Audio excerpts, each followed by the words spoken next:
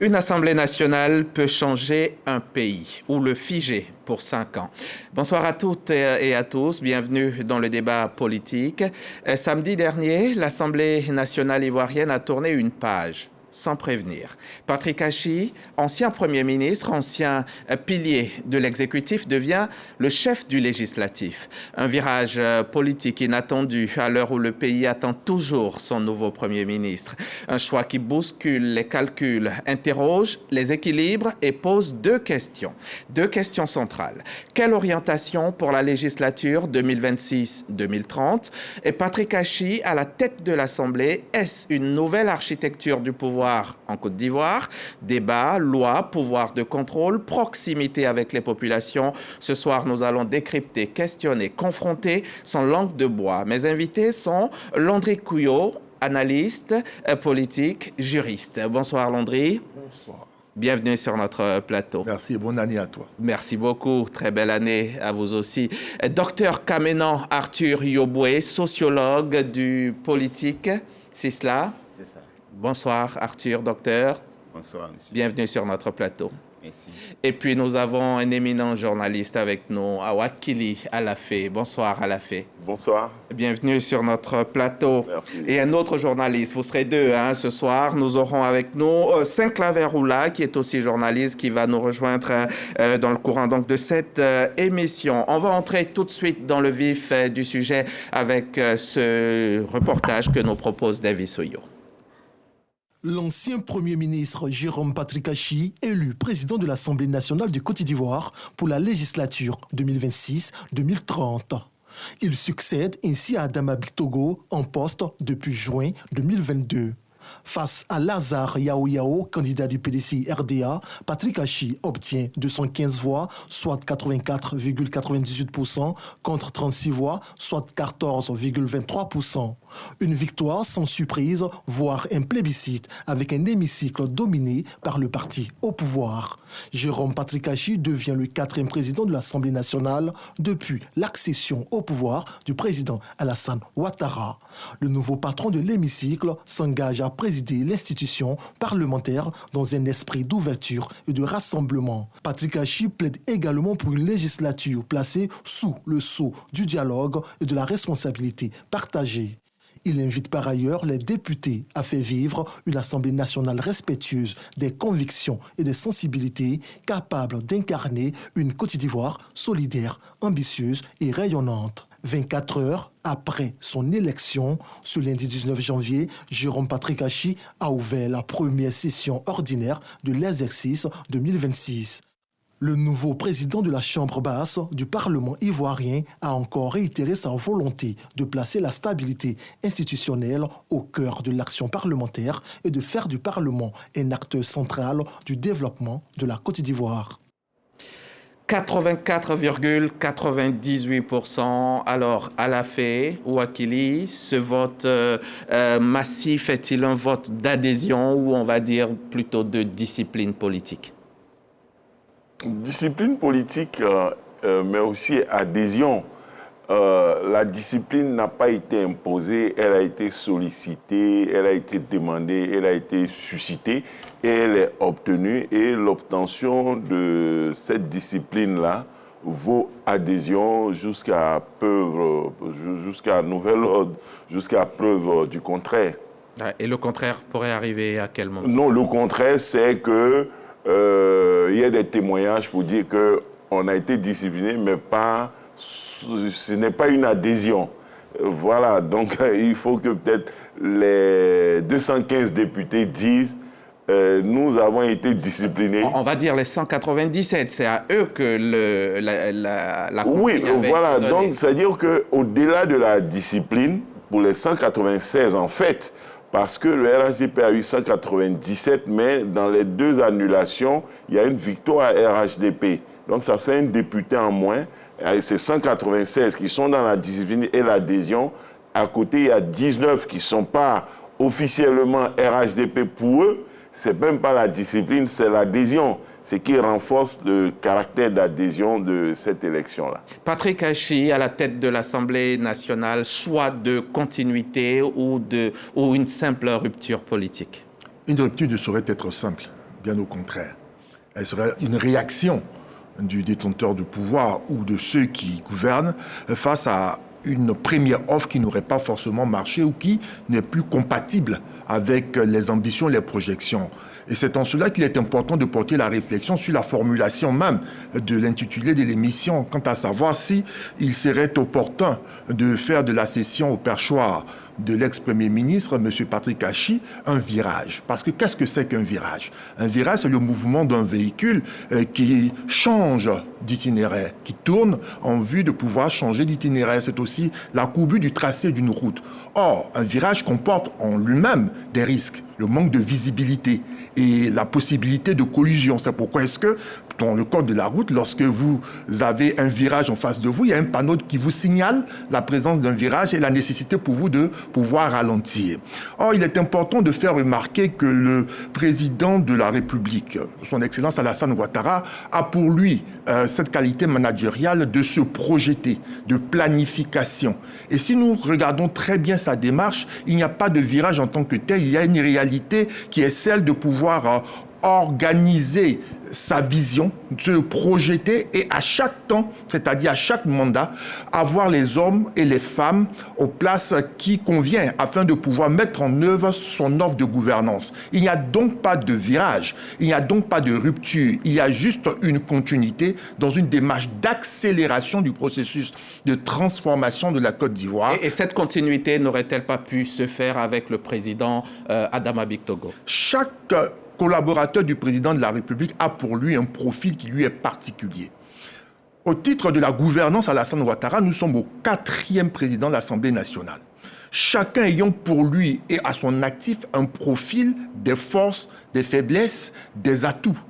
Mais tous ont participé à la réforme de l'institution, à son rayonnement, au point où l'Assemblée nationale est désormais plus un placard, mais une institution prisée.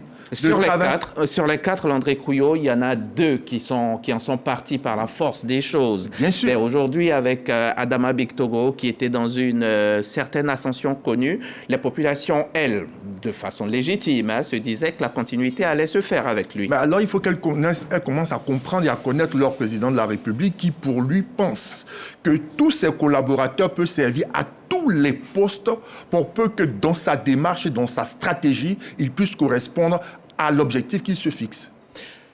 Docteur Kamenan Arthur, bon, Patrick Hachi, allez-y. Homme de consensus. Oh, bon, homme de consensus, oui, mais je parlerai plus d'une certaine manière de virage dans la mesure où, quand vous observez la façon dont le processus a été mis autour de la candidature de l'ex-président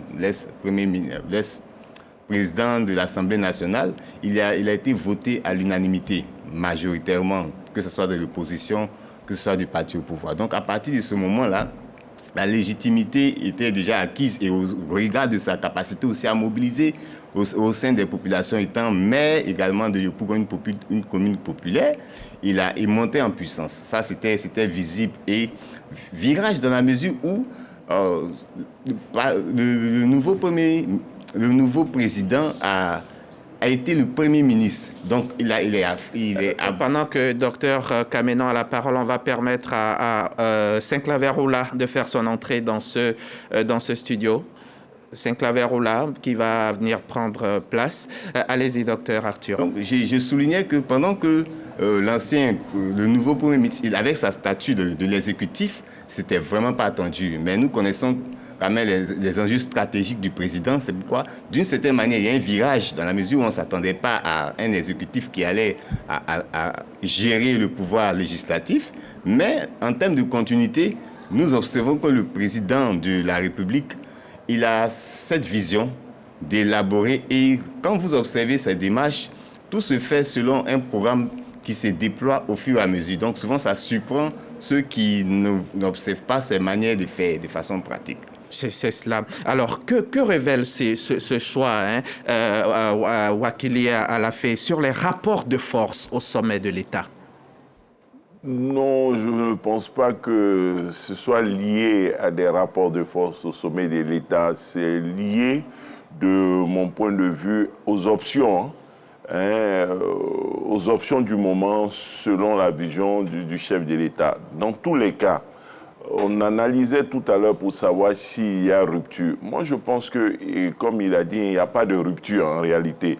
Parce qu'on est dans une configuration identique par rapport à l'Assemblée nationale des années passées, qui se renforce. Toujours une majorité pour le parti au pouvoir, le même président, je ne vois la même politique qui va continuer. Donc, à ce niveau, déjà, il n'y a pas de rupture. Bien entendu, dans les 3 premiers cas, les 2 présidents précédents, un concours de circonstances qui a fait qu'ils sont partis. Et on peut considérer que s'il n'y avait pas eu la crise et la rupture avec Guillaume Soro, pour parler de lui, il serait resté en place. Et si Amadou Soumaoro perd son âme... Qu'est-ce qu'on en sait? On peut supposer. Puisqu'on suppose qu'Adama Bitogo devrait rester. C'est ça. Donc si lui était resté, peut-être on n'aurait pas eu, perd son âme, Amadou Soumaoro, on n'aurait pas eu, après Adama Bitogo, si les gens devraient, même en dehors de circonstances extraordinaires, rester forcément.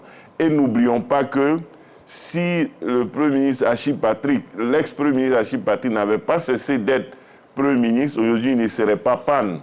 Donc voilà, M. Adama Bitogo n'a pas signé un bail à vie pour le poste de président de l'Assemblée nationale. Il y a d'autres perspectives. Je pense qu'il faut attendre pour voir la suite. C'est ça. Saint-Claver-Ola, bienvenue. Merci. Alors, Patrick Achi, président de l'Assemblée nationale, votre sentiment là-dessus? Il faut dire que c'est un homme d'État. Il a fait ses preuves, ministre depuis 2000, sous le président Laurent Gbagbo. Ensuite, il a gravi des échelons, si je peux m'exprimer ainsi. Ensuite, il s'est retrouvé Premier ministre. Après, ministre d'État, conseiller spécial à la présidence de la République. Donc, c'est vraiment un collaborateur très loyal du président de la République pour quelqu'un qui gravit ces différents échelons et qui se retrouve à cette place et qui ensuite a le quitus de ce dernier et arrive aujourd'hui à la tête de l'Assemblée nationale. Il faut dire que Patrick Achi, c'est vraiment une personnalité très rodée sur l'échiquier politique ivoirien qui vraiment a de l'expérience à apporter à cette Assemblée nationale. Alors pour vous, c'est sans surprise qu'il occupe ce poste aujourd'hui. On peut parler de continuité ou de virage inattendu? On dit virage inattendu, c'est trop. Il vient pour s'inscrire dans la continuité, pour s'inscrire dans la vision que le président de la République veut imprimer à la Côte d'Ivoire.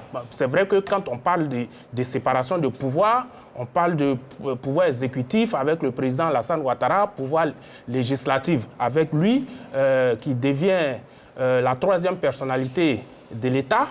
Mais en même temps, on l'a entendu le lundi, quand il a pris la parole lors de la séance solennelle, il a décliné un peu sa feuille de route. Il a en quelque sorte envoyé un message à ses collaborateurs, les députés, une façon de leur dire que sous ma législature, il ne s'agira pas de venir se tourner les pouces et puis rentrer. Ça sera véritablement du boulot qui sera fait. Et moi, ce que j'attends du président Patrick Achi, c'est qu'il arrive à imprimer cette vision aux Ivoiriens et à tous ceux qui souhaitent briguer les postes législatifs ici en Côte d'Ivoire, qu'ils se disent que quand ils vont à l'Assemblée nationale, c'est pour travailler véritablement pour le peuple ivoirien. Donc moi, c'est ce à quoi je m'attends, lui, en tant que technocrate et en tant que personnalité politique. D'ailleurs, pour que nul n'en ignore, les vrais pouvoirs d'un président de l'Assemblée nationale, juridiquement, ce sont lesquels? Le président de l'Assemblée nationale est à la tête d'une institution qui tranche en 2 ordres. Il y a l'ordre législatif avec le collège des députés et le président de l'Assemblée nationale, au titre des dispositions pertinentes du règlement de l'Assemblée nationale, préside les sessions, les plénières. Il est celui qui dirige le bureau de l'Assemblée nationale, préside la conférence des chefs de l'État. Il est aussi le chef de l'administration publique. En ce cas, à ce titre-là, il nomme le secrétaire général de l'Assemblée nationale et son adjoint, lesquels dirigent les différents services de l'Assemblée nationale. Donc, il y en a en face de nous un président qui a une double casquette d'être un chef d'une institution politique qui va veiller à ce que les activités soient coordonnées, veiller aussi, parce qu'il est un homme politique, veiller à ce que la mise en œuvre de l'offre politique soit traduite au travers des lois par une méthode exigeante de création de la loi, mais aussi de l'évaluation de l'action publique. Mais c'est aussi un chef, un manager, chef d'une administration publique qui va veiller à ce que toute l'équipe qui est par derrière, qui est constituée de fonctionnaires, ait à faire le travail qui devra pouvoir permettre à l'ordre législatif d'accomplir sa mission. Pour vous, que signifie l'arrivée d'un ancien Premier ministre à la tête du législatif?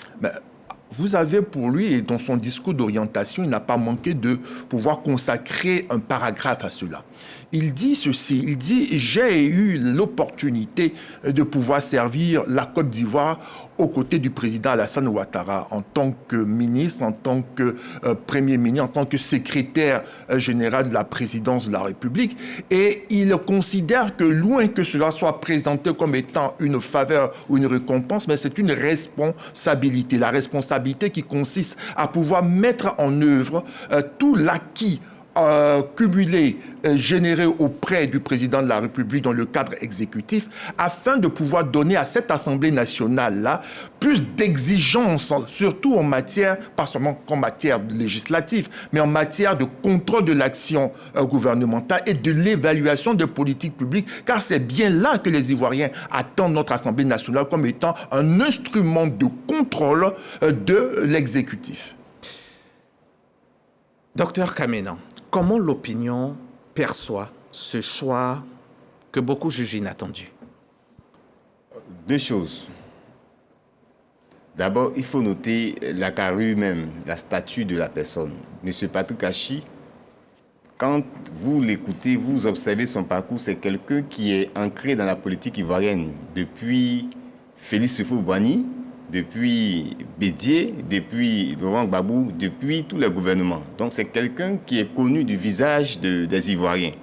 Donc de ce fait-là, et à travers tous ses positionnements dans le gouvernement auprès du président Alassane, on constate qu'il a marqué de son empreinte les secteurs stratégiques où il est passé. En tant que Premier ministre, donc vous êtes un visage connu.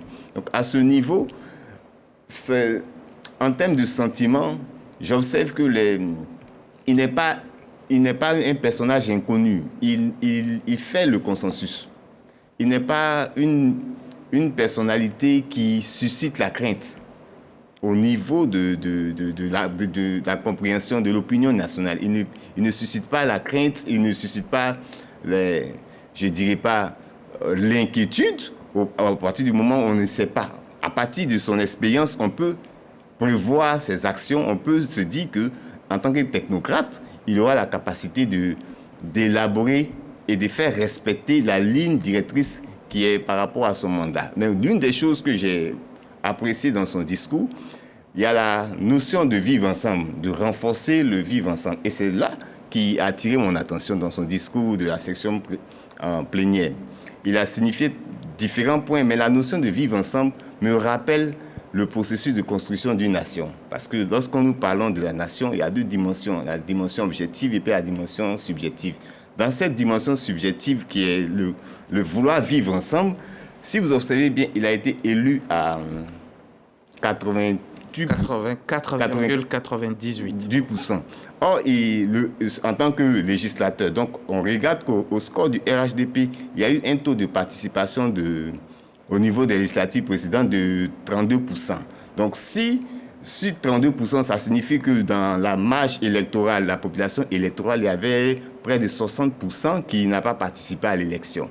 Donc d'une certaine manière, il y a ces 60%-là qu'il doit faire adhérer à la politique, à la vision du gouvernement, à la politique de cette grande nation qu'il a signifié dans sa conduite de construction. L'autre élément qui a attiré mon attention, c'est la capacité de fonder des lois justes. Donc, des lois qui sont à l'écoute de la population, des lois qui prennent en compte les sentiments de la population. Donc, à ce niveau, moi, la préoccupation que j'ai, c'est la capacité à... Il a dit qu'il faut voter il faut voter des lois, que les lois, lorsqu'elles sont votées, elles participent à la stabilité durable du pays.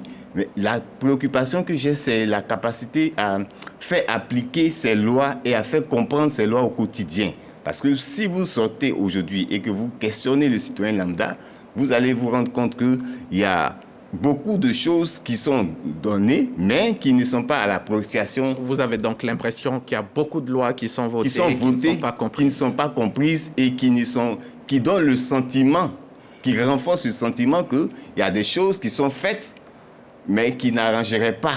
À quoi c'est dû? Et puis, qu'est-ce qu'il faut faire pour... Première chose, c'est dû... Moi, j'ai beaucoup apprécié la diffusion directe de la session, de l'élection même du président de l'Assemblée nationale. Pourquoi? Ça a permis de voir... C'est régulier, ça. Comment? Ce n'est pas inédit en plus. C'est pas inédit, c'est régulier. On le fait tout le temps, la chaîne nationale. Oui, mais je veux dire, à ce moment précis, c'était vraiment quelque chose qui était marquant. Donc, nous voyons, est-ce que les lois sont constamment, lorsque les sections des assemblées nationales, est-ce que c'est diffusé en direct? Je n'ai pas connaissance, je ne suis pas sur vos contrôles. Donc, si c'est diffusé en direct, ça peut briser cette représentation-là. Certainement, il y a des choses qui sont faites contre les populations. Voilà. D'accord. Donc, c'est ce que je dirais. Patrick Achi est-il un président de mission, monsieur Alafé? Oui, c'est un président de mission. Oui, un président de l'Assemblée nationale est un président de mission chez nous comme partout. Il a une mission précise, un objectif à remplir. Je voudrais profiter d'ailleurs pour répondre à certaines observations que des gens font sur le rôle d'une Assemblée nationale, la mission d'un président de l'Assemblée nationale. Ils ont tendance à dire que l'Assemblée nationale joue un rôle de chambre d'enregistrement. Mais peut-être on peut avoir cette impression en Côte d'Ivoire par rapport à la majorité pouvoir de l'exécutif qui a la majorité parlementaire. Mais l'Assemblée nationale joue le même rôle lorsque la majorité est opposée à l'exécutif. A priori, dans un système comme celui de la France, lorsque l'opposition à la majorité, une majorité opposée au président en exercice, on a alors le Premier ministre qui est issu de la majorité parlementaire. Mais cette majorité parlementaire passe pas son temps à accabler l'exécutif. C'est elle qui fait que le Premier ministre est désigné. Elle devient une assemblée de collaboration du Premier ministre issu de l'opposition dans le cas français, dans le cas d'une cohabitation.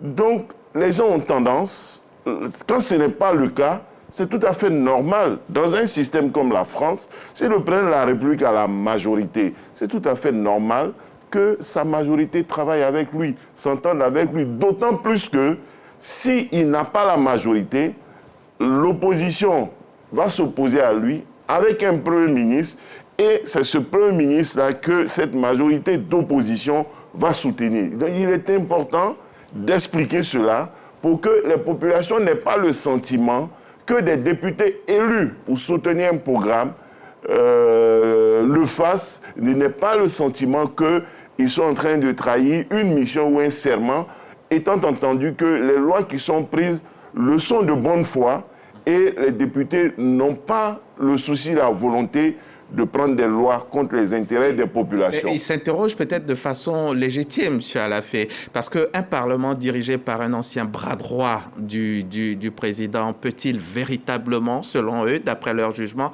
incarner un véritable... C'est d'abord un choix électoral, un choix du peuple. Ils veulent quoi? Que si ce n'est pas ainsi la configuration de l'Assemblée nationale, que le président de la République ne prenne pas son bras droit, mais son bras gauche, pour faire un jeu de mots, qu'il aille chercher, qui est un adversaire comme président. Est-ce que le contre-pouvoir, son rôle... C'est dans les urnes d'abord. Il faut élire les députés dans vos quartiers, dans vos villages, dans vos localités. Si ce n'est pas ce type de député-là, on ne peut pas espérer des choses, des députés qui n'ont pas été élus dans ce cadre-là, on ne peut pas espérer pour la Côte d'Ivoire ce qui n'existe pas ailleurs, dans le monde. C'est-à-dire des députés d'un groupe parlementaire qui viennent ou des députés d'une coalition qui viennent pour faire autre chose. Ça n'existe pas, ça n'existe dans aucune démocratie. Il peut y avoir des débats internes, souvent ces débats sont surmontés et puis on passe à autre chose. L'Assemblée nationale ivoirienne, Saint-Claver-Oula, est-elle indépendante du pouvoir exécutif? Peut-elle être indépendante du pouvoir exécutif? Voilà, je pense que la deuxième question est la meilleure. Mais, vous savez, dans l'entendement de la population, on a eu un couac à un passé récent où le gouvernement a été dissous parce qu'il y a une loi qui est allée à l'Assemblée nationale, il y a eu quelques remue-ménages et puis bon, après, le président de la République a dissous, je crois, si je ne m'abuse, il y a eu, comment dirais-je, il y a eu un débat là-dessus. Mais l'Assemblée nationale peut être indépendante, je vais dire oui, c'est possible.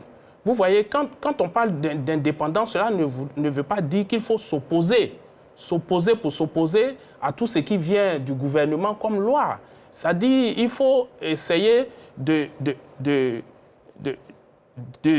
savoir, il faut essayer de se rendre à l'évidence que les lois qui viennent, les projets de loi qui viennent à l'Assemblée nationale sont en adéquation avec les préoccupations, avec les attentes de la population. Et là-dessus, je pense que lui-même, le président Patrick Achi, dans son discours la dernière fois, quand il a révélé tout ce que le président Alassane Ouattara a accompli pour la Côte d'Ivoire, il a parlé aussi de la mission dont doit s'assigner l'Assemblée nationale dans l'accompagnement de la vision du président Alassane Ouattara. Et donc, quand des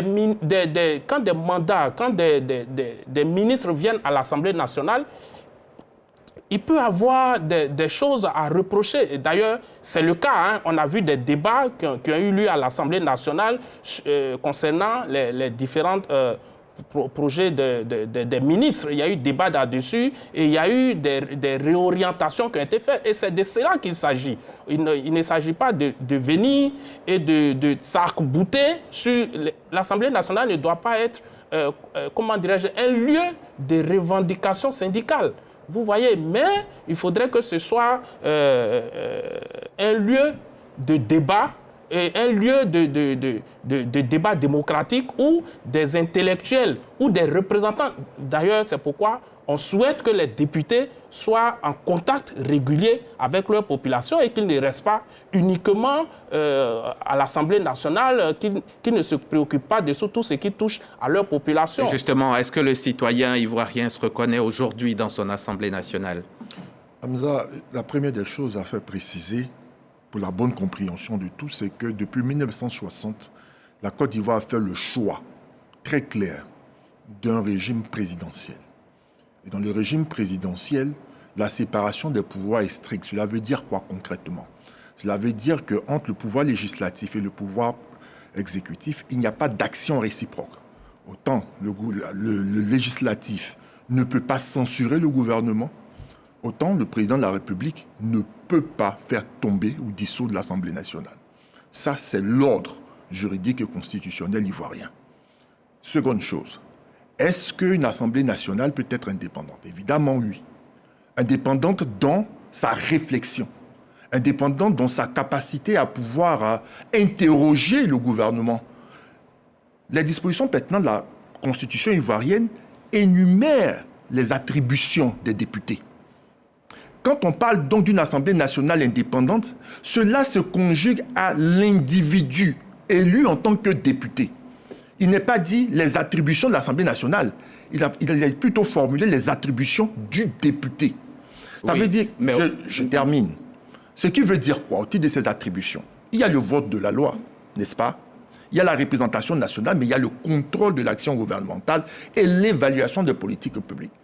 Si l'on peut avoir quelques craintes sur le vote de la loi étant donné que le député issu de la majorité aura donc à pouvoir veiller à ce que la vision du chef de l'État, l'ordre de gouvernance, soit mise en œuvre au travers des lois qui sont votées, mais il a sa totale et pleine liberté et indépendance en tant que député de veiller à ce que dans la mise en œuvre de l'offre de gouvernance, les choses soient faites telles qu'elles ont été prévues afin qu'il n'y ait pas, le peuple ne soit pas trahi dans le choix qu'il a fait en élisant le président de la République et en élisant majoritairement les députés issus de la majorité. C'est bien de ça qu'il est question.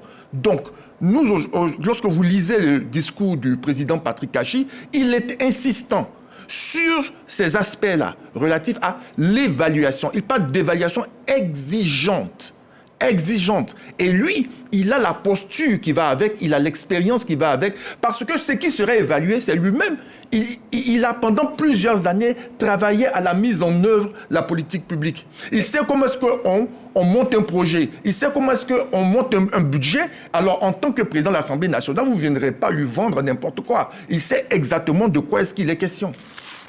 Moi, ce que je veux ajouter, je ne sais pas, cette volonté d'indépendance ou cette option-là est liée à quoi, mais il faut savoir, la campagne pour l'élection législative, elle se fait comment? Vous venez d'élire le président de la République, il faut lui donner une majorité pour gouverner. C'est comme ça la campagne, et le peuple adhère ou non. Le peuple, s'il n'adhère pas, il choisit une autre majorité. En temps, l'opposition va sur le terrain pour dire on vous trompe. Vous avez élu le président de la République, il ne faut pas lui donner tous les pouvoirs. Il faut nous voter, on va contrôler. Sauf à dire que le peuple ne sait pas ce qu'il veut, sauf à dire que le système démocratique n'est pas bon.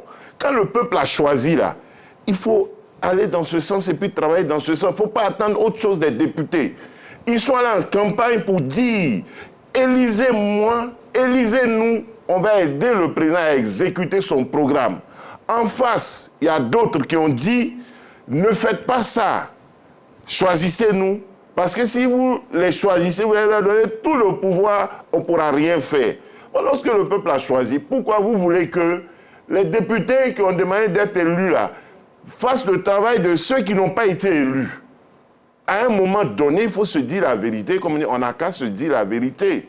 Se dire la vérité. Maintenant, de temps en temps, s'il y a des abus, ils vont tirer la sonnette d'alarme, ils vont dire « Ah non, on a voté pour », mais leur rôle n'est pas de façon systématique de venir violer leurs propres engagements vis-à-vis des électeurs.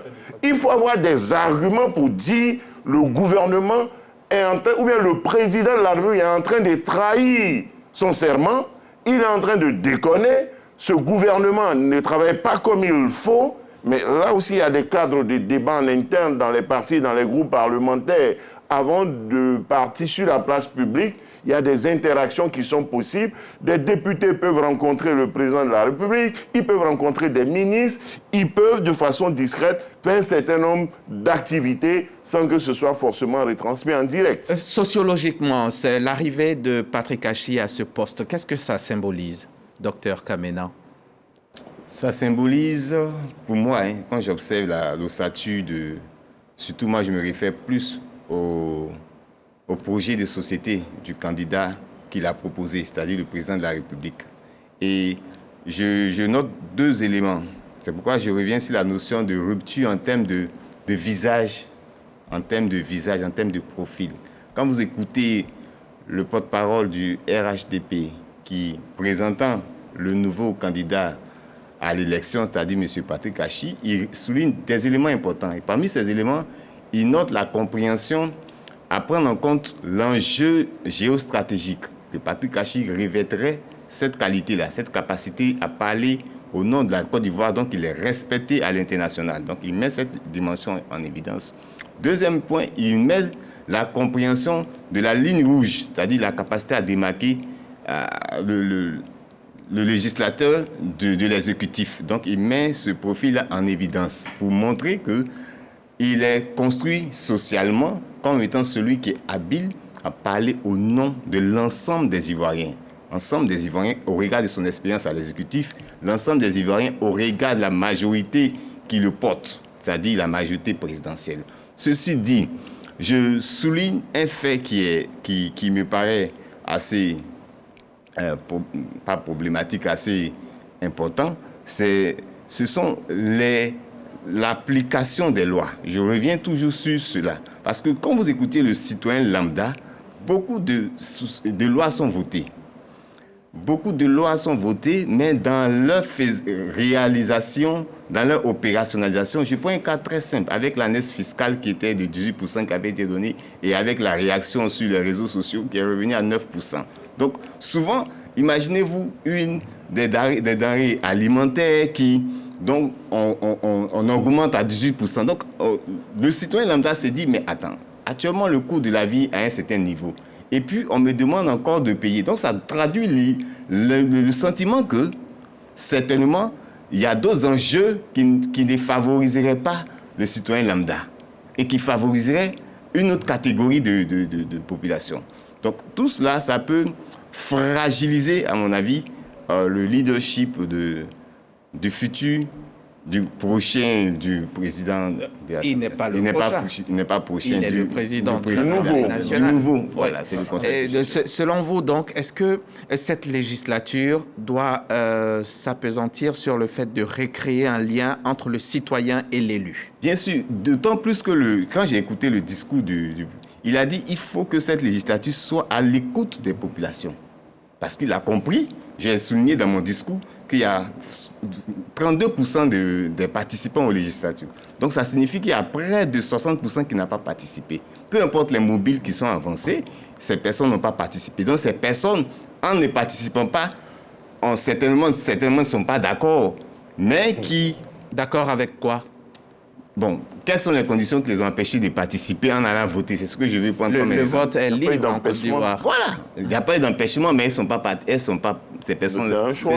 Le vote, choix. Il est libre en Côte d'Ivoire. Donc, c'est-à-dire, le point que je veux souligner, c'est-à-dire que c'est 60% qui n'ont pas... Mais on ne connaît pas les mobiles de leur abstention. Donc, ça signifie que cette majorité qui a des sentiments, qui participe à la vie de la nation, doit être manifestée, doit être prise en compte dans cette écoute. Mais si elle n'a rien exprimé, comment elle peut être prise en compte? On ne sait pas ce qu'elle veut en fait. Comment elle doit être prise en compte? Non, qu'est-ce qu'elle veut? Puisqu'elle est restée silencieuse. Sa non-participation à l'élection ne signifie rien. Elle participe à la vie. Comment l'analyser? C'est ça le problème. On ne peut pas spéculer sur une expression, une volonté qui n'a pas été exprimée. Mais en même temps... Ça peut dire qu'ils sont contents. Ça veut dire qu'ils sont contents aussi. Monsieur, en même temps, les problèmes nationaux, ils peuvent être connus, ils sont vécus par tous. Quand on parle de cherté de la vie, c'est eux ceux qui sont allés voter et ceux qui n'y sont pas allés. Allez-y. Une phrase a retenu mon attention et il est important qu'au-delà de la démarche institutionnelle, nous soyons très regardants sur la démarche politique parce que Patrick Hachi accède au perchoir et cette élection-là procède d'abord d'une offre, d'une proposition du président Alassane Ouattara, président du RHDP, lequel est élu sur la base d'un projet qui lui tient à cœur, la Grande Côte d'Ivoire. Et Hachi Patrick dit ceci dans son discours. Pour une grande Côte d'Ivoire exige une grande Assemblée nationale. Et au titre d'une grande Assemblée nationale, il met en évidence l'animation de cette institution-là. Comment va se faire cette animation? Le choix de ce personnage politique n'est pas vain. Dans la rédaction du projet, Patrick Hachi compte pour l'un des principaux rédacteurs à l'écoute du président de la République. Il a été directeur de campagne. Donc, il connaît très bien le projet dans son esprit et dans sa lettre. Qui mieux que lui pourrait traduire ou participer de manière efficiente à la mise en œuvre de ce que le président de la République veut pour la Côte d'Ivoire? Or, n'oubliez pas que dans son profil, c'est un enseignant, conférencier, qui est porté sur une démarche pédagogique. Les lois, on se les approprie et on les applique lorsqu'on les comprend. Pour les comprendre, il va falloir les diffuser. Il va falloir expliquer. Patrick Hachi a cette aptitude-là. Ce besoin de partager. Parce que cette vision du chef de l'État doit être une vision partagée. Les députés qui vont voter les lois, qui vont pouvoir contrôler l'action gouvernementale et évaluer les politiques publiques, doivent recevoir cette vision du chef de l'État, la comprendre en profondeur. Ils doivent être les porte-voix, faire écho de la Grande Côte d'Ivoire pour que chaque Ivoirien sache le contenu, le substrat. À ce moment-là, où va se situer la séparation des pouvoirs? Mais écoutez, lorsque les Ivoiriens font le choix de lire massivement les députés du RHDP, c'est parce qu'ils font le choix de cette grande Côte d'Ivoire-là. La séparation des pouvoirs-là, elle possède de la capacité pour une institution comme l'Assemblée nationale de pouvoir challenger, de pouvoir évaluer, de pouvoir contrôler le pouvoir exécutif, aussi fort soit-il. Si je décide de pouvoir t'aider à mettre en place quelque chose, je me donne le pouvoir et m'est réservé le droit de veiller à ce que tu me proposes de mettre en œuvre est conforme à ce sur quoi nous sommes tombés d'accord. Et s'il se trouve que ce sur quoi nous sommes tombés d'accord n'est pas respecté, je peux attirer ton attention sur les écarts. Au titre de la législature passée, la loi sur le foncier avait bien été validée en commission, en plénière. Elle a été renvoyée en commission parce qu'il y avait des éléments qui n'étaient pas conformes ou qui n'étaient pas favorables, bien sûr, au bien-être des populations. Vous savez quel est le groupe parlementaire qui a pu agir ainsi? C'est celui de l'opposition. Mais tous ont adhéré aux observations de ce groupe parlementaire parce qu'ils étaient pertinents. Cette loi n'est pas passée comme lettre à la poste. Mais elle a dû être reformulée. Oui. C'est ça le plus important quand on parle d'indépendance. Elle a été reformulée. Mais est-ce que le Parlement ivoirien aujourd'hui dispose de moyens suffisants pour jouer son rôle de contre-pouvoir tel que vous le dites? Son rôle de contre-pouvoir doit être observé comme étant un rôle de mise en conformité. C'est bien de ça qu'il est question. Parce que quand, dans l'imagerie populaire, le contre-pouvoir est en confrontation. Non, c'est une mise en conformité. Aujourd'hui, le devoir de redevabilité qui pèse sur chaque député et donc sur l'institution consiste d'une part à aller informer les populations sur ce qui se fait, mais aussi à leur expliquer les choses telles qu'elles doivent être faites. Oui, les parlementaires, du fait de ce qu'ils disposent, pourraient, et beaucoup d'entre eux le font, mais il va falloir que ceux-ci soient suffisamment imprégnés et instruits de ce que leur mission leur commande de pouvoir faire, de sorte que de manière utile, ils puissent transmettre aux populations la raison pour laquelle certaines lois seront prises. C'est cela, parce que notre sociologue nous dit qu'il y en a beaucoup, il y a beaucoup de lois qui sont pas comprises du tout des populations. Elles ne sont même pas sues. Elles sont pas sues, elles sont pas comprises, elles sont pas. Tout à l'heure, moi, je prends une expérience particulière, c'est-à-dire que si vous ne vous intéressez pas en tant que une spécialité à l'université, il y a des domaines d'activité que vous n'allez pas questionner, vous allez les subir. Donc, c'est pourquoi je souligne le fait que dans cette nouvelle législation, le rôle pédagogique de nos législateurs est déterminant dans la compréhension et dans l'appropriation même de ces lois. Parce que les citoyens sont disposés à appliquer la loi lorsqu'ils la comprennent. Mais en même temps, nul n'est censé, le juriste nous le dira, nul n'est censé ignorer la loi. Oui, l'adage dit nul n'est censé ignorer la loi, sauf qu'il pèse sur les gouvernants de veiller à une bonne diffusion de cette loi. Et lorsqu'on plus, au titre de la gouvernance, on ne se contente pas que d'informer, mais on se donne les moyens d'aller faire comprendre la loi, il va falloir applaudir cela. Et le choix du président Patrick Caché... Mais c'est prévu, non, dans leurs prérogatives. Tous les mois, ils ont de quoi retourner dans leur circonscription. Mais insister là-dessus, pourquoi? Parce que les populations sont de plus en plus exigeantes. Et il va falloir des institutions au niveau d'exigence de nos populations. Et il faut féliciter que les gouvernants s'inscrivent dans cette donne-là, de sorte que l'Assemblée nationale ne s'inscrit pas dans un rapport de force, mais dans un rapport d'intelligence. C'est ça. Allez-y, monsieur. Vous voyez, quand d'abord on dit nul n'est censé ignorer la loi, maintenant quand une loi intéresse le citoyen, il trouve la loi, on ne lui explique pas, lui-même il trouve, il comprend et puis il proteste. Je vous donne l'exemple de l'annexe fiscale. Je vous donne l'exemple de l'annexe fiscale. Ils ont vu qu'il y avait des exonérations de TVA sur certains produits. Et cette année, le gouvernement a décidé d'étendre la TVA et de mettre fin aux exonérations. Donc, le secteur peut-être de la volaille ou autre, il devait être touché. Donc, ça part d'abord d'une mesure de justice, de fin d'exonération pour que la TVA touche tout le monde et fait un peu plus de justice économique. Donc les concernés qui n'y étaient pas préparés, qui n'ont peut-être pas été associés, il n'y a pas eu de sensibilisation, il n'y a pas eu d'échange sur le bien fondé, n'ont pas percuté, n'ont pas perçu et ont commencé à interpeller le gouvernement. Et ce qu'on a retenu, c'est que le poulet va augmenter et comme nous tous on mange le poulet, On dit, mais nos budgets vont s'alourdir. Ça va être dangereux, c'est pas bon. Et ça a pris la toile, il dit, c'est les réseaux sociaux. Oui, bien sûr, mais c'est les professionnels du secteur d'abord, ceux qui s'occupent de l'activité, qui se sont procurés l'annexe fiscale, parce que tous les professionnels de différents secteurs savent qu'au-delà du grand budget qu'on vote, 10 000 milliards, 15 000 milliards, 17 000 milliards, l'essentiel se trouve dans l'annexe fiscale.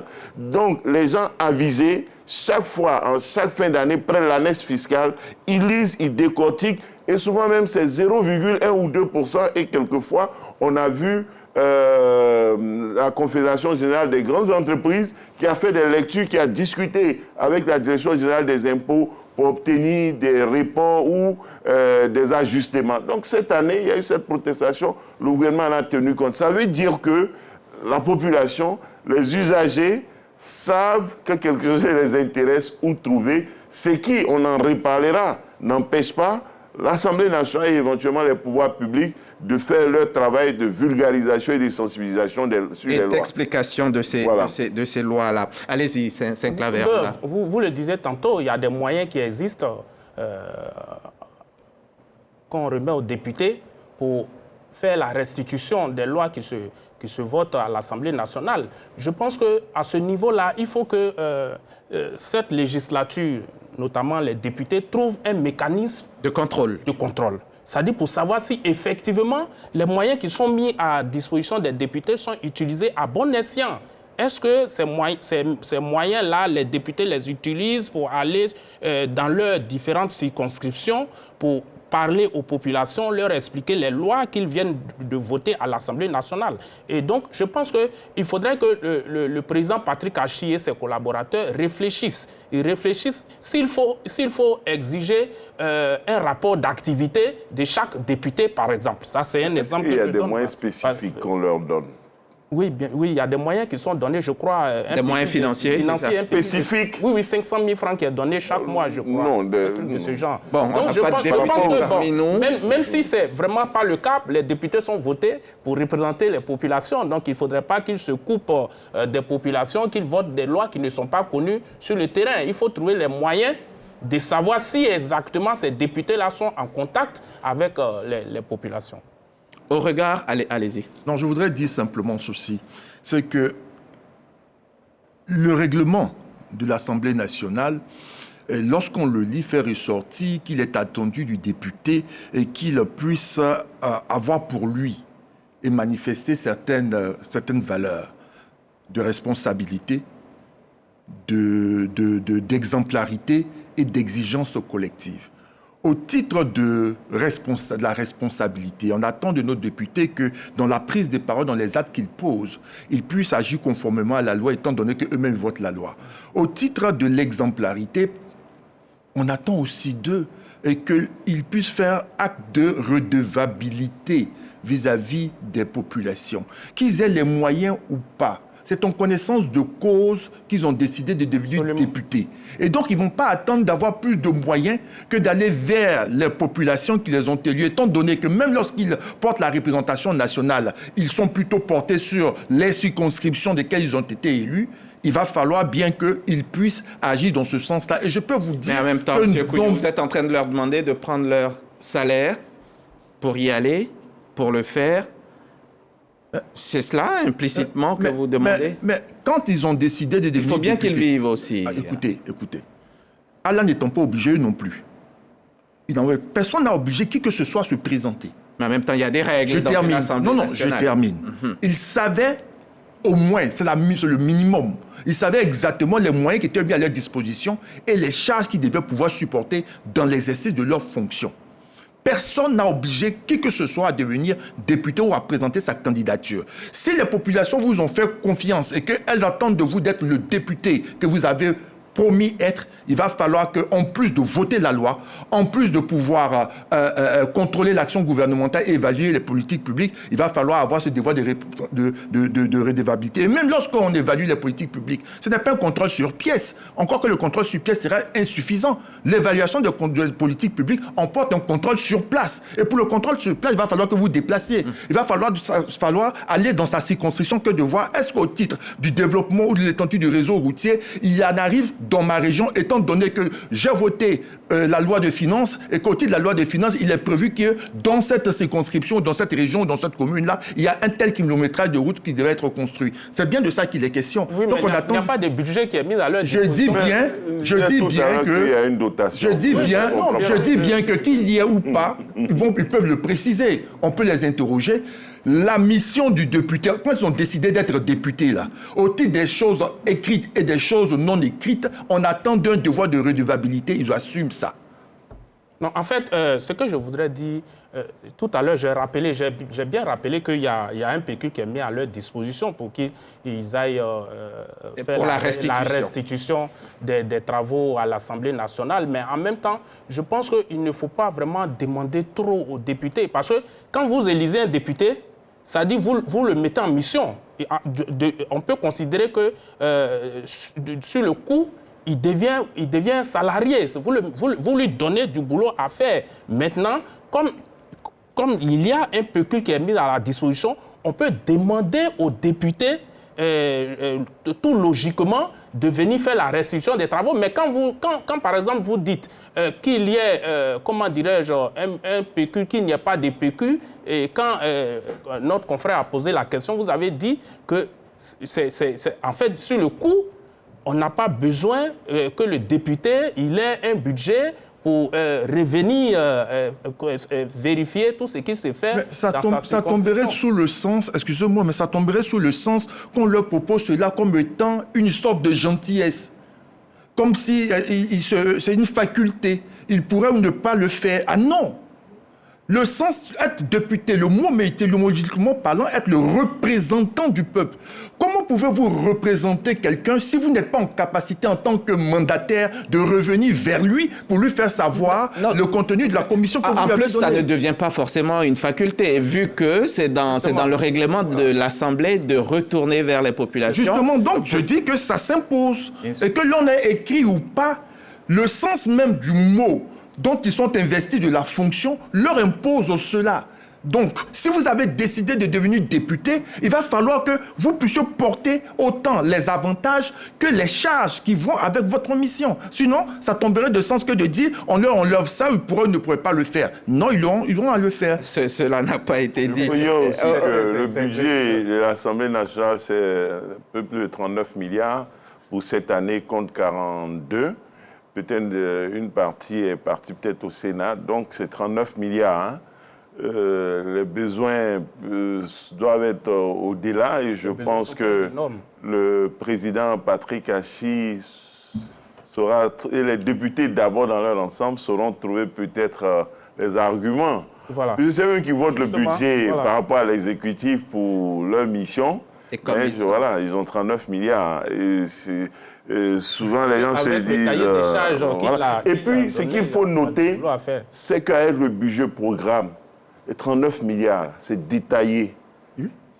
1 million, 10 millions, 5 millions, 15 millions, 1 milliard, 17 milliards. C'est détaillé. Et eux-mêmes, les députés, on peut contrôler leurs dépenses et les populations peuvent savoir au détail près comment cet argent-là est dépensé. Et il faut que les gens qui regardent l'année fiscale pour détecter les TVA, là, il faut qu'on se débrouille, on trouve des moyens pour vulgariser le budget d'ensemble de la nation et puis le budget des institutions en détail. Je vous assure que le document existe en détail.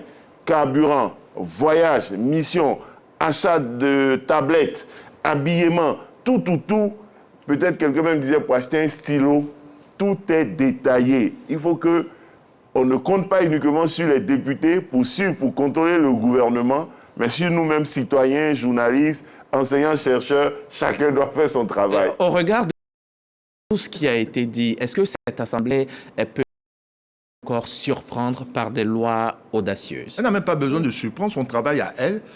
On lui demande tout simplement de faire son travail. On ne lui demande pas de faire l'extraordinaire. Des lois audacieuses. Des lois audacieuses dans la proposition de loi et même dans le pouvoir d'amendement, de pouvoir apporter des formulations correctives ou des formulations amélioratives des textes qui lui sont proposés.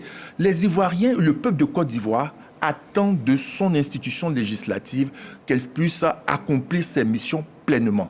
C'est la première des choses. Si en plus de ça, elle est en capacité de proposer des lois et que ces lois-là participent de l'amélioration de la condition de vie des Ivoiriens, ça serait à applaudir. Mais une grande Côte d'Ivoire a besoin d'une grande Assemblée nationale, et une grande Assemblée nationale, c'est dans sa structure, c'est dans son animation. Et dans son animation, il y a la nécessité d'avoir des députés qui ont la capacité d'une bonne lecture profonde et exigeante des politiques publiques, de se les approprier, de les contrôler, de pouvoir confronter les membres du gouvernement face à leurs engagements et de les emmener, lorsqu'il y a des écarts, lorsqu'il y a des abus, à pouvoir corriger cela.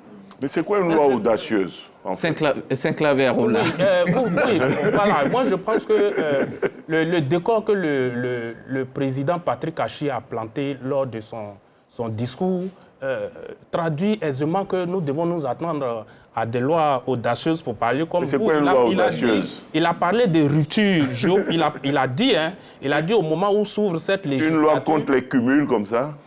Bon, oui, c'est pas tant pis. C'est ça une loi audacieuse? Bon. Mais est-ce que c'est audacieux? Voilà. Je ne vois pas où est l'audace. Il disait le président... Si ceux qui doivent la voter, ils sont un peu concernés ou ont des... Hein, oui, donc je disais tantôt que le président Patrick Achi disait qu'au moment où s'ouvre cette législature, le monde fait face à des ruptures. Il a parlé de ruptures géopolitiques, il a parlé de ruptures économiques, il a parlé aussi de ruptures sociales et technologiques avec l'accélération du numérique et un certain nombre de choses. On fait face aujourd'hui à la montée de l'intelligence artificielle et tout ça. Donc je pense que quand il énumère tous ces éléments, il est clair qu'à l'Assemblée nationale, il y aura beaucoup de lois qui seront votées dans ces différents sens-là, pour dire déjà que les lois qui ont été votées, continuent d'être en vigueur, mais cette législature-là, il y aura vraiment un véritable travail à faire. D'accord. Vous savez, il y en a qui rêvent de certaines lois audacieuses, faire revenir la limitation d'âge, clarifier la limitation des mandats. Non, mais personne n'a... Non, je vous dis, mais quand on est... À moins de vouloir faire du spectacle, on a un groupe PDCI, on avait un groupe PPACI qui n'est plus là, on a un groupe RHDP. Bon, quand on regarde l'environnement, dans ces groupes-là... Monsieur Alafé, l'opposition est quasi absente de l'hémicycle. Est-ce qu'on peut parler là de débat véritablement démocratique au sein de ce Parlement? Ce n'est pas le nombre qui fait le débat. On aura au moins 3 groupes parlementaires, au moins. Hein.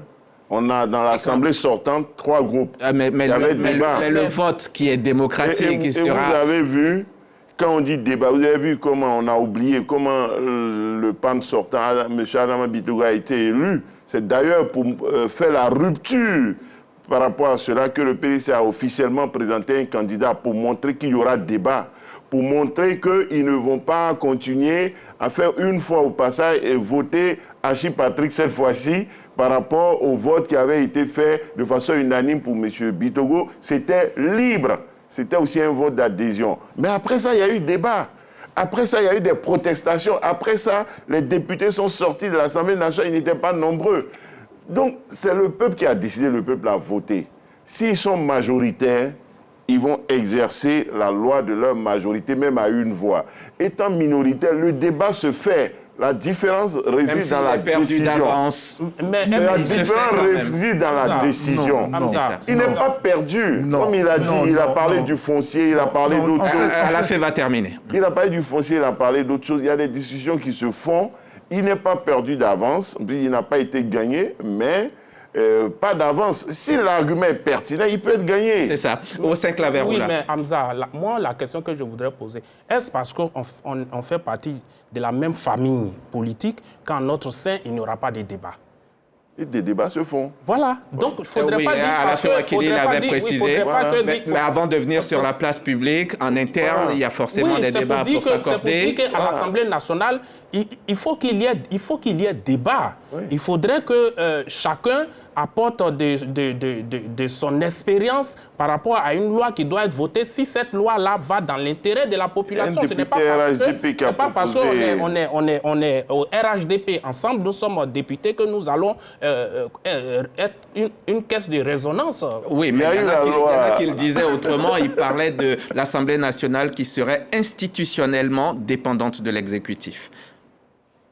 Il y a eu la loi audacieuse sur la polygamie qui n'est pas passée. Donc, oui, mais c'est un projet qui n'a pas vu. Il y a beaucoup de choses qui se sont mêlées. On pourrait bien sûr encourager l'institution à être beaucoup plus visible dans le cadre des travaux parlementaires. J'ai eu l'opportunité d'être au Sénat lorsqu'il s'agissait de voter la loi des finances. Vous avez été sénateur dans ce pays? Non, j'ai été invité. D'accord. À ma demande, j'avais voulu voir ce qui se passe réellement. Vous savez, lorsque vous considérez les procédures, lorsque le ministre concerné finit d'exposer, il y a les observations, d'abord des groupes parlementaires et même des députés n'étant pas inscrits dans les groupes parlementaires. Je vous ai donné des cas de lois qui ont été reformulées à l'initiative de groupes parlementaires de l'opposition. Je vous donnerai encore des cas de ministres qui ont été invités pour des questions parlementaires à l'initiative des opposants. Cela veut dire quoi? Cela veut dire qu'on n'est pas dans un rapport de force. Parce que si tant était le cas, à ce moment-là, on n'aurait pas obtenu ces résultats-là qui sont des faits marquants de la législature antérieure. Ce sont des faits marquants qui montrent que notre Assemblée nationale est véritablement le cœur battant de notre démocratie et qu'elle veille précisément à l'expression plurielle et laisse l'intelligence l'emporter sur tout. Parce que la loyauté du député n'est pas à son parti politique, puisque le représentant de la nation, sa loyauté est à la République. Et lorsqu'il vote une loi, lorsqu'il mène les travaux parlementaires, c'est toujours à se poser la question suivante. Est-ce que la loi ou est-ce que l'acte que je vais poser va dans le sens des populations? Si tant est que le projet de loi qui vient de son bord politique va dans ce sens, à ce moment, il se félicite. Mais il faut enlever de l'esprit des gens que nous avons une Assemblée nationale qui travaille ou qui marche dans le rapport de force. Ce n'est pas vrai. Au sein de l'Assemblée nationale, tout le monde s'exprime. Tout le monde a la possibilité de faire des observations pertinentes. Il y a des hommes et des femmes très intelligentes qui comprennent que lorsque quelque chose est proposé et que cela est pertinent, il est important, au nom de la République de Côte d'Ivoire, de pouvoir l'intégrer. Monsieur Kouyo, monsieur Alafé, mais une Assemblée monocolore n'a pas que des avantages. Il y en a quand même quelques inconvénients. D'un point de vue... Évidemment, il n'est pas monocolore. C'est pas monocolore, déjà. Oui, mais je veux dire, tricolore. 215... oui, d'accord. Sur 250, 250... J'ai l'impression que vous jugez... Allons-y, mais cette Assemblée nationale, les députés n'ont pas été nommés. C'est clair. Non, je termine. Parce qu'au final, elle est la résultante de la volonté des gens. C'est comme si on les jugeait. On leur disait, mais vous n'avez pas fait preuve d'intelligence en choisissant tel ou tel. C'est la couleur ou la configuration de l'Assemblée nationale est l'expression de chacun d'entre nous en tant que citoyen. Oui. Et lorsque chacun d'entre nous en tant que citoyen souverainement avons porté le choix sur ces personnes-là, il va falloir respecter cela. Alors la question qui se pose est celle-ci. Est-ce que la configuration d'une Assemblée nationale a un impact sur l'expression démocratique? C'est la question. Quelle réponse? Je dis non. Parce que lorsque vous regardez même lorsque vous lisez le règlement intérieur de l'Assemblée nationale, il est même dit que le bureau de l'Assemblée nationale doit refléter la configuration de cette Assemblée-là. Les dispositions pertinentes de la Constitution de Côte d'Ivoire mentionnent la nécessité de laisser libre cours et de favoriser, de promouvoir l'expression de l'opposition.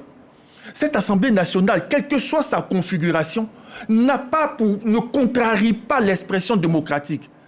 La démocratie, c'est d'abord le choix du peuple. Et le peuple a voulu cette configuration-là. C'est cela. Sauf que la démocratie avancée voudrait bien qu'elle ne soit pas la dictature de la majorité, mais la considération de la minorité en lui permettant de s'exprimer. Et cette Assemblée nationale, sous cette forme-là, le propose. Voyez-vous, la majorité simple, c'est 128 députés.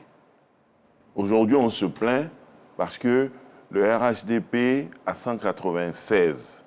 Et on dit elle est monocolore. Mais est-ce que vous savez qu'avec seulement 128 députés, le RHDP ou un parti au pouvoir peut faire tout ce qu'il veut, presque tout ce qu'il veut, sauf les lois exigeant des majorités qualifiées. Dans notre cas, il faut 170, 172 voix. La révision de la Constitution. Avec 128 députés, C'est ça. seulement un seul, une majorité simple, 128 députés sur 255, on fait ce qu'on veut. On vote toutes les lois, tous les jours. Donc, c'est la majorité. Ce n'est pas lié à l'ampleur de la majorité. Moi, j'engage aujourd'hui, bon, le Parlement sortant, l'Assemblée nationale sortant, si on tirait, il pouvait aller jusqu'à 90, 100. Quand on ne boycotte pas, en tant que parti politique, quand on ne fait pas l'abstention à 68% qu'il évoque, qu'il veut décrypter, on crée les conditions pour éviter ce que certains peuvent considérer comme une Assemblée nationale monocolore. Mais en réalité, celle que nous avons là, elle est au moins tricolore. Vous avez dit qu'il y aura trois couleurs. On a la couleur HDP, la couleur PDCI et la couleur des indépendants. Les indépendants, on ne sait pas s'ils seront un seul ou deux groupes. Donc, dans ce point-là... Il n'y en aura pas beaucoup, hein, parce que des indépendants ont voté pour le RHDP, il y en a beaucoup. Oui, mais après, ils ne militent pas, ils ne peuvent pas être dans le groupe. Ils ont porté leur adhésion sur la personne de Patrick Hachi, mais ils n'ont pas voté pour le RHDP. Oh, oui, mais Ils ont voté pour le candidat du RHDP. En termes de groupe parlementaire, si j'ai soutenu le candidat d'un... Mais ils peuvent se constituer en groupe, mais ils ne seront pas dans le groupe jusqu'à nouvel ordre du RHDP. C'est cela, bien entendu. La preuve, il y a, je crois, 33 députés PDCI, mais le candidat du PDCI, il en a... Il y a eu 36. Il y a 3 autres indépendants quelque part. Il faut aussi souligner que le Ils sont président... 31 ou 33? Ils sont... 32. Il faut aussi souligner que le président Adama Bictogo a réalisé un score, lors de son élection, un score mémorable, en ayant l'adhésion des autres groupes parlementaires. Mais dans l'expression du travail parlementaire, il y avait débat. Il y avait débat. Alafé Ouakili l'a rappelé tout à l'heure. Alors, quelles sont les lois que vous voulez qu'on vote au cours de cette législature 2026-2030? Notre journaliste, reporter d'images Tao F. Boué a posé la question aux populations dans les rues d'Abidjan. J'aurais souhaité que nos vaillants députés votent des lois pour protéger l'Ivoirien. Le foncier, aujourd'hui, est ivoirien. Il y a tellement de papiers à faire, on ne sait même pas comment faire pour avoir les papiers. Dans le domaine du business, nous sommes des jeunes entrepreneurs.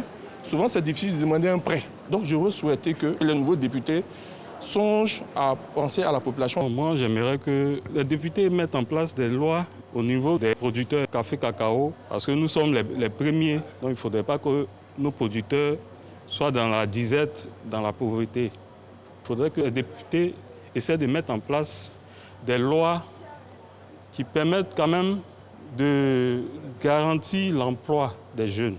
Je voudrais qu'on statue sur le cumul des postes. Une seule personne et tu as 2 postes, c'est pas bon. Il faudrait que les députés qui constituent la nouvelle Assemblée légifèrent sur des lois qui contribuent au bien-être de nos populations. Les différents domaines de la vie publique qui peuvent concourir au bien-être de nos populations, c'est la santé, c'est l'éducation. Je commencerai d'ailleurs par l'éducation, l'agriculture, l'économie évidemment. Alors, nous sommes dans l'axe 2 de notre émission et je suis toujours en compagnie de mes 4 invités, Alafé Ouakili, Landry Couillot, Dr Kamena et puis Saint-Claver Oula, l'autre journaliste de ce plateau, Alafé Ouakili en étant un aussi. Alors, je veux savoir, quelle loi prioritaire, au regard de ce qui vient d'être dit par la population, quelle loi prioritaire pour cette législature 2026-2030? Quand on parle de pouvoir d'achat, emploi, logement, santé, agriculture. Alors, quelle priorité? Monsieur Saint-Claver. Vous avez touché un point, moi, qui me paraît essentiel, la question du logement. Il faut vraiment que ce secteur-là, il attire l'attention de nos députés, les députés de cette législature. Vous avez, aujourd'hui, c'est difficile pour l'Ivoirien lambda de se loger. Vous voyez, les coûts vont crescendo. notamment à Abidjan, ce n'est vraiment pas facile. Et il faudrait que nos députés légifèrent sur ce domaine-là et qu'il y ait vraiment un contrôle très accru. Il y a un contrôle. Il ne s'agit pas seulement de voter, mais en même temps, il faut contrôler. Et ça, c'est le premier point. Et puis, il y a le coût de la vie.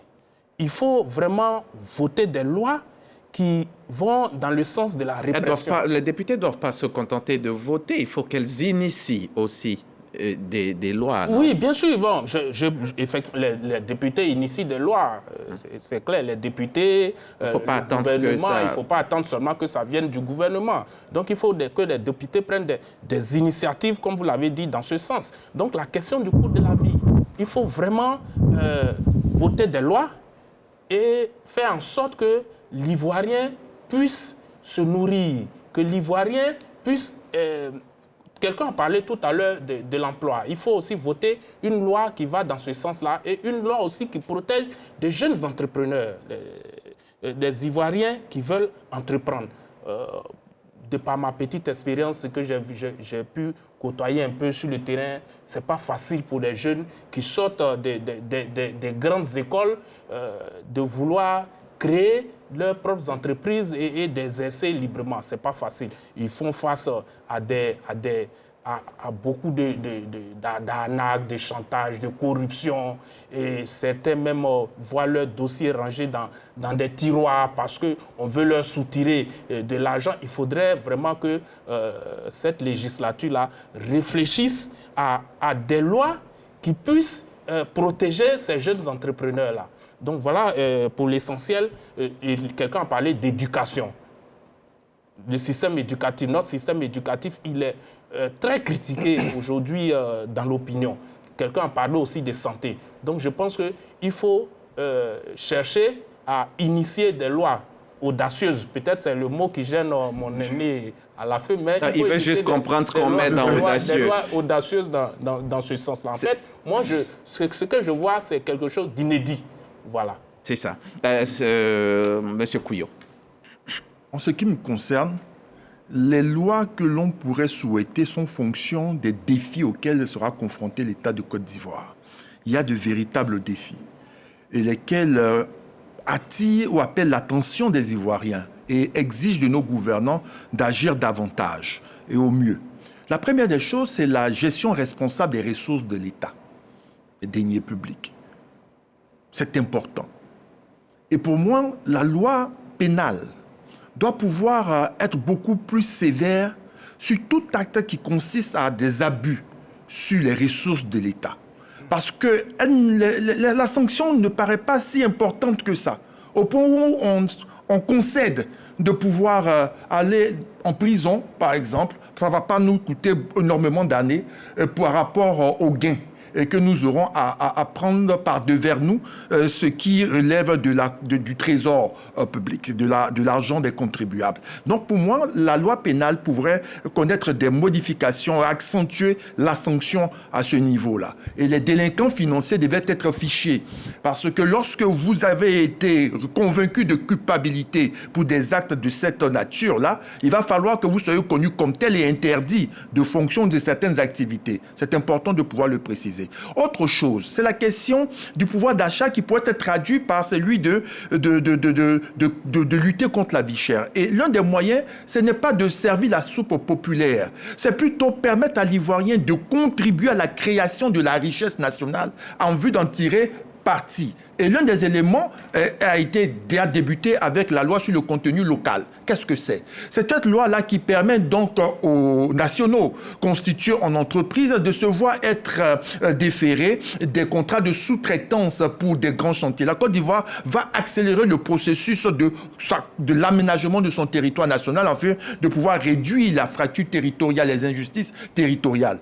Donc chaque région va connaître des essors, les villes secondaires vont connaître de véritables véritables essors. Il va donc falloir que, même si les capitaux nous viennent de l'étranger, il va falloir que nos nationaux qui ont de l'expertise puissent gagner en expérience en ayant ces marchés-là. Et un élément qui est fondamental, qui va accompagner ces jeunes-là, c'est le secteur financier, qui n'est pas que constitué par les banques et les assurances, mais par la microfinance. Il est important de faire savoir que depuis 2023, la loi communautaire en matière de microfinance a été renouvelée. Il y a une nouvelle loi. Elle doit être ratifiée. Nous attendons bien sûr que l'Assemblée nationale reçoive le projet de ratification de cette loi-là, de sorte à ce que, avec les dispositions pertinentes de cette loi, on ait un secteur plus aménagé, plus performant et qui soit beaucoup plus porté sur l'accompagnement de ces micro-entreprises pour permettre à nos jeunes entrepreneurs de disposer des ressources financières dont ils ont besoin pour pouvoir lancer leurs activités et être soutenus dans leur démarche. Docteur Kamena.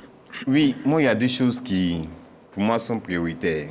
Si vous observez bien, le précédent mandat a laissé 24 projets de loi. Donc, ça signifie qu'il y a un certain nombre de projets qui ont déjà été votés. Pour moi, la première chose à faire, c'est de vulgariser ce qui est déjà l'existant. Parce que, avec les différentes explications que j'ai, je me rends compte qu'il y a beaucoup de lois, il y a beaucoup de décrets de loi qui sont pris, mais dont la connaissance n'est pas portée à l'ensemble de la population. Ça, c'est un premier élément. Le deuxième élément, je partage l'avis d'une loi contre le cumul de postes. Pourquoi? Parce que, vous savez, lorsque vous stabilisez la vie des hommes, vous stabilisez la nation. Quand vous regardez les différents, je parle cumul de postes par rapport à l'exécutif, à ce qu'on voit. Quand vous prenez le précédent gouvernement qui est passé, si 33 ministres, on se rend compte qu'il y avait 75% au moins qui avaient un poste en plus de leur fonction qui était lié à la mairie. Au moins 48% qui avaient au moins un poste cumulatif entre la mairie et le conseil régional. Ça, c'est seulement l'exécutif. 75% qui ont au moins un cumul de postes. Donc, imaginez-vous, chaque poste avec les avantages, ça pourrait créer d'autres opportunités d'insertion de d'autres catégories d'acteurs. Donc, pour moi, pour diriger, il faut vous-même vous donner la possibilité d'être des modèles en termes de gestion des ressources publiques. Donc, ça va vraiment rassurer au niveau même de la gestion des ressources publiques. Pour moi, ce sont ces deux éléments-là. Des priorités, des lois que les populations veulent... Cumul de postes, des députés. C'est tout cela. Incompatibilité. Voilà, c'est tout cela. Ils sont députés, ils sont présidents du conseil régional. Voilà. Des lois donc que les populations veulent voir voter comme priorité, mais il y en a eu quand même des lois majeures issues du Parlement ces dernières années qui ont changé concrètement la vie des populations, n'est-ce pas, à la fait? Oui, donc l'objectif est de changer. Maintenant, bon, on ne sait pas l'ampleur, la nature, mais il a dit tout à l'heure qu'il faut faire un état des lieux. Il faut faire un audit. Il y a des lois qui sont votées, même dans les préoccupations exprimées au niveau, par exemple, du foncier, du logement. Il y a des réformes qui ont été faites. Chacun, à présent, doit se battre pour les appliquer. Il y a le loyer, les cautions, les avances. L'ordre a été mis. Il y a un formulaire pour signer le bail, etc. Il y a aussi la sécurisation de l'ACD pour permettre les hypothèques facilitées les banques, les conditions d'annulation de l'ACD qui devient un document plus ou moins inattaquable désormais. Sur la question, il parlait des lois qui ont été ajournées. Je sais qu'au niveau du ministère de la Construction et de l'Urbanisme, il y a eu une loi comme ça. Quand le ministre est parti, les députés ont émis des réserves. Il y a eu des tractations et des échanges. Et lui, ministre de la RGP qu'il était, il a stoppé. Il y a eu des débats, des échanges. Et puis, plusieurs mois après, il est revenu et des observations ont été prises en compte. Donc, ça veut dire que même dans cette couleur, dans cette majorité du RHDP, il y a des choses qui se faisaient en termes de débat. Il me paraît important de faire connaître en détail toutes les lois qui ont été déjà votées. Je pense que l'administration est une continuité, l'Assemblée nationale aussi. Le président Patrick Hachi fera le point de l'état des lieux et on verra qu'au niveau des préoccupations exprimées, il y a un certain nombre de discussions qui ont été prises en compte. Un point, c'est vrai qu'à l'époque, les ministres et les conseils régionaux n'allaient pas ensemble. Mais la disposition a été annulée, donc les ministres peuvent aujourd'hui diriger les conseils régionaux, peut-être parce que les gens ont constaté que le fait de ne pas pouvoir diriger ne réglait rien et ça pourrait entraver l'efficacité. La question, de mon point de vue, quand on regarde, quand ça parle de non-cumul, la proportion au niveau de la population, ça concerne peut-être souvent 50 personnes. Est-ce qu'on doit faire une loi contre 50 personnes? Le non-cumul, en réalité, dans notre pays lui-même, il a dit 70, 80%, mais quand on regarde, c'est 100 personnes. Est-ce qu'on doit faire des lois pour viser 50 ou 100 personnes pouvant être... Peut-être pour décourager aussi ceux qui veulent... Non, au maximum, on n'aura pas plus de 200 personnes. C'est-à-dire, on a 255 députés et on a 255 possibilités de députés maires ou 100 possibilités, il y a 30 conseils régionaux, il y a 201 communes, il y a 32 conseils régionaux. Voici les possibilités. Il y a 31 conseils régionaux. Est-ce que Dr. Au-delà de l'audace, est-ce qu'il parle uniquement des postes électifs? Au-delà du symbolique. Et même des postes administratifs. Une telle loi audacieuse, au-delà du symbolique, de viser des gens. On a 31 conseils régionaux, n'est-ce pas? 31. Donc, on veut empêcher 33 cumuls, 33 postes. On a 201 mairies. On veut 201 maires qui soient uniquement maires et pas ministres. Monsieur Alafé, vous parlez uniquement de ce qui est aujourd'hui, du ponctuel. Oui. Saint-Claver l'a dit, il dit que ça va décourager dans les années à venir pour ne pas que ça se fasse, tout simplement. Et en même temps, Dr Yoboué n'est pas en train de parler uniquement de postes cumulatifs, de postes cumulés électifs. Pas uniquement. Même dans l'administration, il pourrait y en avoir. Ça existe aussi. C'est à tous ces niveaux. C'est pour ça que moi, j'ai des réserves sur la suppléance qui a été votée à l'époque. Le président Ouattara est venu, il a appliqué cela, il est tombé là-dessus. Mais moi, j'ai des réserves sur la suppléance parce que justement, ça permet de ruser avec les incompatibilités. C'est, à mon avis, quelque chose qu'il faut clarifier à la lumière des débats récents aussi sur les 8 jours ou autres. Je pense que le président Patrick Haché et les députés, Maître Blessé a posé la question. Ouais. Il n'a pas semblé être d'accord avec le doyen d'âge. Il est député. Je pense qu'il a la possibilité de clarifier cela. Donc, il y a des réformes. Et puis, pour moi, la première des lois à maîtriser, à connaître, ce ne sera pas une réforme. C'est la loi sur les finances, la loi, le budget. Il est important que la manière d'appréhender cela... Déjà, il y a eu des efforts au niveau de l'UEMOA. Je pense qu'on est passé à ce qu'on appelle le budget programme. C'est quelque chose qui clarifie les choses, la gestion des finances publiques. Il est important de vulgariser davantage, de créer davantage de participation. Et je pense que, pour moi, une réforme importante, c'est la manière de voter les lois. C'est les collectifs budgétaires qui se font, les conférences. Ça se fait dans les administrations. Les gens travaillent. Mais je souhaite que le président Patrick Haché et l'ensemble des députés trouvent un mécanisme, puisqu'on parle de budget programme, mais avant on a dit budget citoyen, trouver un mécanisme pour que dans l'élaboration du budget, le citoyen, les populations aient l'impression d'être impliqués et de participer. Il y en a un de nos téléspectateurs qui parlait du bien-être des paysans, des producteurs. Voilà. Le dossier cacao, où est le rôle du législatif? Mais justement, je vous explique. Sur ça, souvent, il y a beaucoup d'amalgame. La transparence est possible. On va voir le producteur pour dire, voyez-vous, le cacao, quand vous le produisez là, voici ce que ça donne. Voici le prix à l'international. Dedans, là, voici ce que l'État a. Les gens le savent, mais quelquefois aussi, il y a la mauvaise foi, il y a l'amalgame. Voici l'acheteur qui vient vers toi, ce qu'il dépense. Et en dépensant, souvent, la banque lui donne des frais. Il a du personnel, voici. Donc, il est important, il n'y a rien à cacher. La transparence est possible.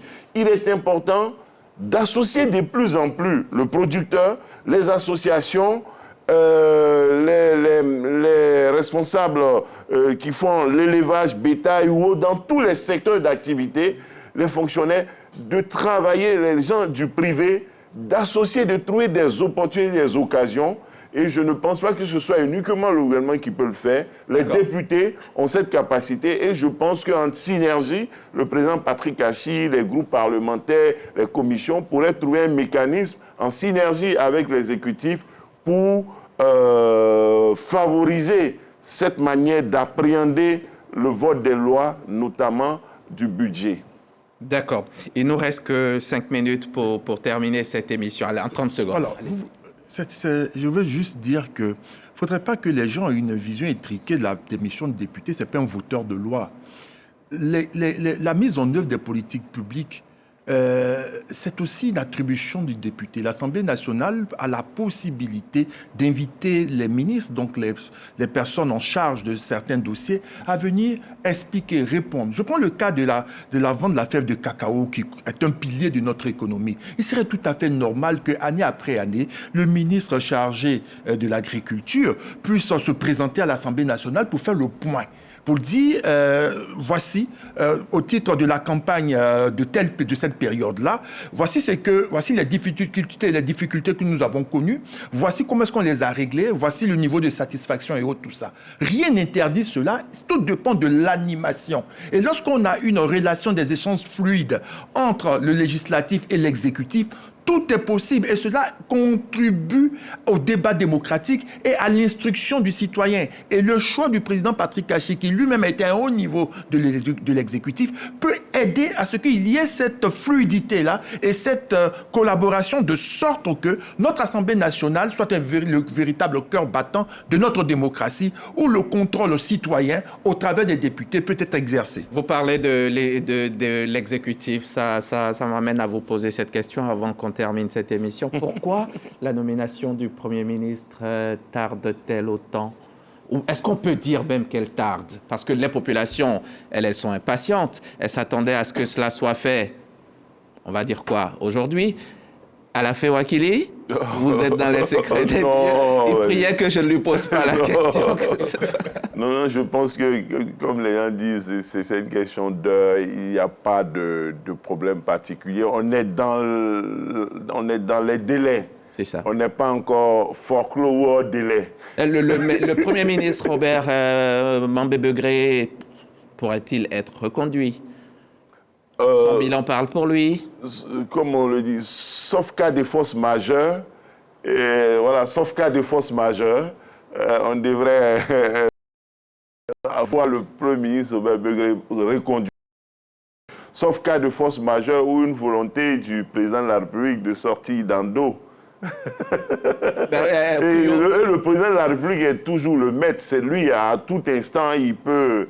Voilà, on n'aime pas qu'on parle de rupture. Donc, même si c'est un autre, ça ne sera pas une rupture. Non, pas du tout. Ça sera toujours la continuité, la politique du chef de l'État. Exactement. Vous savez que les séquenciers, c'est par séquence. Et les mandats structurent la séquence. Et pour chaque mandat, il y a une offre améliorative de sa vision d'ensemble. Et il va pouvoir choisir, au titre du gouvernement, le personnel qui convient à la mise en œuvre de sa vision. Donc nous attendons que le détenteur exclusif du pouvoir exécutif puisse nous faire savoir ses choix. Nous avons entièrement confiance en lui. Et les Ivoiriens sont très intéressés. Pourquoi? Parce qu'ils ont besoin que l'équipe gouvernementale soit mise en place. Et quand ils ont besoin de ça, c'est qu'ils adhèrent à ce mandat 2026-2030.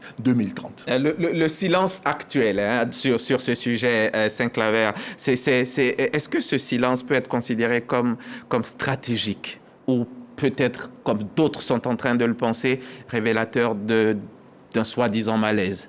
Non, moi je pense que le président de la République, il cherche la pépite qui s'inscrit dans sa vision. Vous pensez que jusqu'à ce soir, il est encore en train de chercher? Oui, mais pourquoi pas? Vous savez, il y a des cadres compétents. Il est entouré de cadres compétents dans son parti politique, tout comme en dehors de son parti politique. Il est le président de l'ensemble des Ivoiriens. Il peut décider de prendre un Premier ministre au sein du RHDP, tout comme il peut décider de prendre un Premier ministre au sein de la société civile, ou bien pourquoi pas dans les autres partis politiques, peut-être même un journaliste, et je le souhaite vivement. Mais en fait, ce qu'il faut dire, c'est que le président de la République, le 31 décembre, il a décliné sa vision, il a un peu dit ce qu'il compte faire jusqu'en 2030. Donc, quand il parle d'industrialisation de la Côte d'Ivoire, il a parlé de tout ce qui requiert les compétences d'un technocrate. Donc, je pense que moi, ce que je sens, il ne veut pas vraiment s'arroger des compétences, de compétences politiques, mais plutôt des technocrates, des personnes qui vont lui permettre de travailler pour l'ensemble des Ivoiriens. Pour la grande Côte d'Ivoire. Pour la grande Côte d'Ivoire, voilà, construire. merci de me prêter le mot, pour la grande Côte d'Ivoire et pour vraiment sortir par la grande porte, parce qu'il a dit que son mandat sera un mandat de transmission générationnelle. Docteur Kamena, on va terminer avec vous, sauf si quelqu'un peut parler en 5 secondes. Docteur Kamena d'abord. Juste une phrase pour dire que le président Alassane Ouattara sait ce qu'il fait et il fait ce qu'il sait. Moi, je voudrais dire qu'il y a des amalgades, des confusions qui se font. Quand Mamadou Touré présente Achille Paté qui dit qu'il est compétent, ça ne signifie pas que Adama Bitogo est incompétent. Quand il dit que quelqu'un connaît des lignes rouges, ça ne veut pas dire qu'un autre ne les connaît pas. Donc il ne faut pas que, de mon point de vue, on prête des intentions ou des propos à qui que ce soit. Landry Couillot, 5 secondes. Oui, en 5 secondes. Alors, il va falloir que les Ivoiriens puissent considérer que lorsque le sage montre la Lune, il ne faut pas s'attarder sur son index. Ce qui nous importe, c'est la Lune. La Lune, c'est la grande Côte d'Ivoire. Et pour cette grande Côte d'Ivoire, il faut de grandes institutions, notamment une grande Assemblée nationale. Et Landry Couillot a remis sa paire de lunettes. C'est sérieux. Saint-Claver, c'est bon, 5 secondes. Ça va. Nous attendons que d'ici, au plus tard, jeudi, vendredi, nous ayons le nom du Premier ministre. D'accord. C'est entendu. Merci beaucoup. Merci à tous. Vous avez été formidable. Patrick Hachi, à la tête de l'Assemblée nationale, c'est plus qu'un changement d'homme. Une Assemblée nationale se juge à ce qu'elle change dans la vie des populations. La législature commence maintenant. 5 ans pour convaincre, 5 ans pour agir, 5 ans pour prouver que le Parlement n'est pas une formalité, mais une force, parce qu'un Parlement fort fait avancer un pays. La législature 2026-2030 est donc ouverte. Le peuple, lui, attend des actes. Merci à nos invités, Landry Couillot, Dr Kamena Arthur Yoboué, Saint-Claver Oula et Alafé Wakili. Merci à vous aussi, chers téléspectateurs, de nous avoir suivis. Très bonne soirée et à très vite sur la chaîne qui rassemble. Merci.